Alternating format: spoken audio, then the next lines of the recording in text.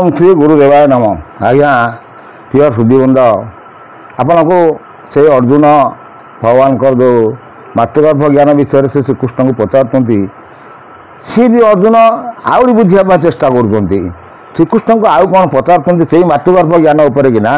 अर्जुन बोले शुणा गोसाई संशय लगिला मते केमत रज बीजरु चंड केते सूर्य पूजिला केते जे हे प्रभु मते संशय लगुच केते रज केते बीज आ सूर्य किए मिसिला चंद्र किए मिसिला मते तार तत्ववाणी सब कहतु। आज्ञा अर्जुन बोले शुणा गोसाई देखाई कहल सबू आद्य प्रांतर रज बीज संयुक्त हो केवल ठाबू ये कौटी आज्ञा संयुक्त है कौटी कौन केमती आसला से विषय में मत ज्ञान कहतु। बहुत सुंदर ज्ञान आज्ञा गुप्त प्रकट जब अच्छी बाट मन एत नाला देखाई सीना कहलु अर्जुन एथई अथई भला किंतु ये सब तो बहुत गुप्त ज्ञान आज जब तू पूछा कलु मुझे कहबी तब शुणु कौन कहते ये तू ताहा पूछते कह कि हर पार्वती संवाद से कहते ये हर पार्वती संवाद को आम जब आसवा सी कौन केमती ज्ञान चक्षु से सब कहे सी कौन कहते हर पार्वती संवाद रज दे रति संचय दे बीज तई हुए दुई धन रति आज्ञा रज देखो आज्ञा सी भी रति प्रमाण से कहते बड़ सुंदर जिनस विषय वस्तु जदि आपण मैंने देखिए ताल बहुत सुंदर लगे आओ रति जे धन रति जे रज बीज हुए तई दुई धन सेठी रति रज सांगरे दुई रति हूँ बीज दुई धन लगे सेठी रजरे बीज बीजरे रज मिसे अवायुमंडल शून्य रजटी चंड पवन हुए देवी बीजटी रवि अटई जान रजटी आज्ञा चंद्र सेठी मुझे आपको कही आ सूर्यटी होती बीज सेठी से चंद्र सूर्यंकर मिलन है सेठू आसी खसुची से आज्ञा कहते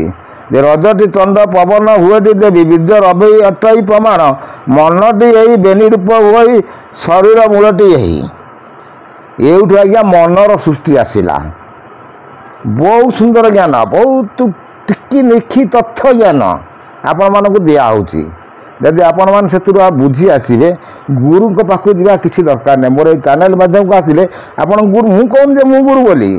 मुझे आपण मानक जहाँ अच्छी कहूँ जी ज्ञान तो आसूँ से आपण मानक कहूँ से आप बहुत ज्ञान पाइपर आप गुरु करा कि दरकार नहीं से घरे बस सब देखने सब जाने आउ भी से कौन कहते आम देखा आउ टे आगे बढ़ी बढ़ी आम सब चिंता करिया देखाई सीना कहलु अर्जुन एथिरे अच्छी भेद तू ताहा पूछते कहे ते हर पार्वती संवाद अच्छे से संवाद आसी कौन कहते आगू आउटे बढ़ी देखा जे बेनी हुए देवी बीजरी रवि अटई आगे आउ तापर कौन कहते एका एका पाखे पार्थ मंचई से कहवा तार समाचार प्रथम दिनटे रजटी संपूर्ण चंद्रमा अटई से सूर्य तार संगे जनमदे हो बार कला उदय हो से से आज्ञा बार कला नहीं कि उदय होती चिया चैतन वीरस मन दे आंब पोखरी श्रेष्ठ ग्रह पांच हेतु बुद्धि काम क्रोध हिंसा को घेन दुष्ट से आज्ञा से सबू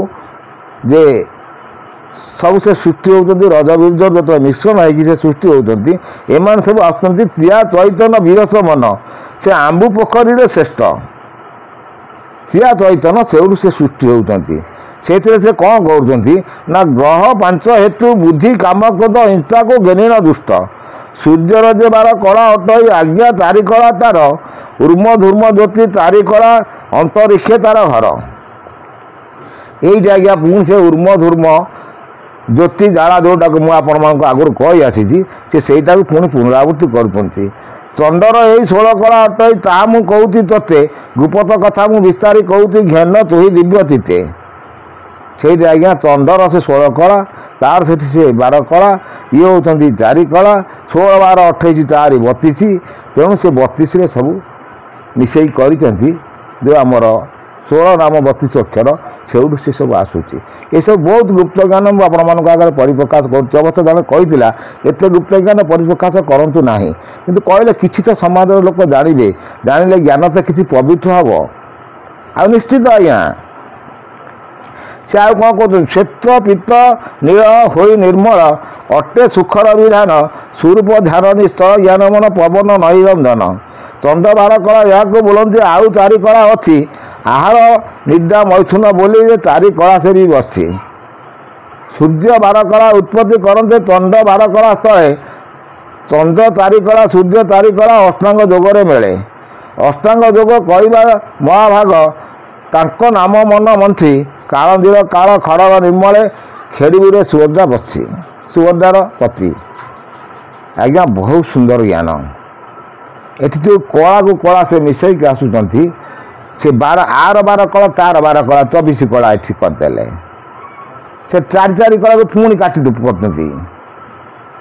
ପୁଣି ଚାରି କଳା ୟାର ମିଶାଇକି ତାର ଚାରି କଳା ମିଶାଇକି ଅଷ୍ଟାଙ୍ଗ ଯୋଗ ସାଧନାକୁ ସେ କରୁଛନ୍ତି ରାସ୍ତା। ଆଜ୍ଞା